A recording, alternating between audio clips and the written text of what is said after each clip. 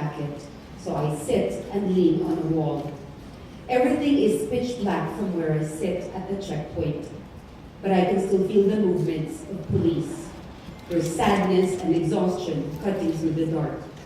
It's the 8th day of the siege and the strain is showing on everyone. This is Marawi City in a time of war, a place where lines once clearly defined are now often blurred. A police officer comes up to me and asks if I have medicines because his colleague is running high with fever.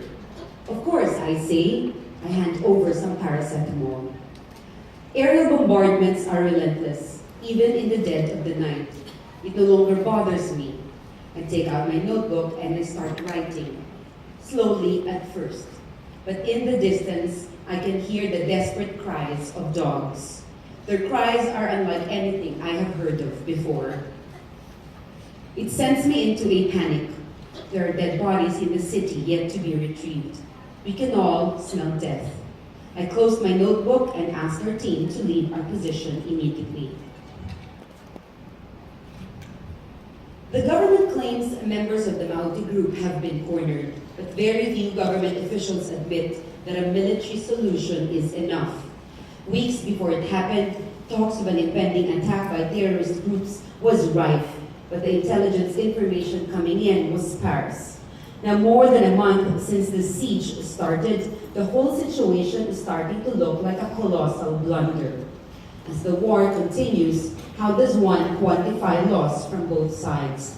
How does one measure security, let alone victory? Perhaps these can only be weighed by the seemingly insurmountable amount of grief around me. So much blood has been spilled in this city, and Marawi has turned desolate. In the more than 10 years that I have been covering Mindanao, I have learned to identify an artillery strike from a grenade based on how they drop. I have also learned that if a bullet whizzes past me, it is a close call.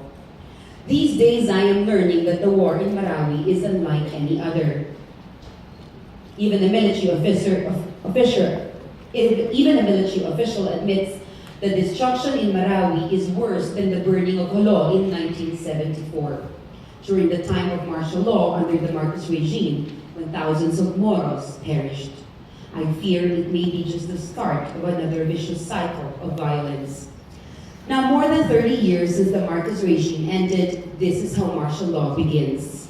In a little over a month, thousands of voiceless Bakwits, men, women, and children, young and old, cramp themselves in evacuation centers where they endure heat, despair, and persecution. This is martial law, where ordinary civilians risk their lives to rescue those who remain trapped in the midst of fighting in the city. Unlike top police officials who go around for photo ops in bulletproof gear, these volunteers rescue into the city wearing white plastic helmets and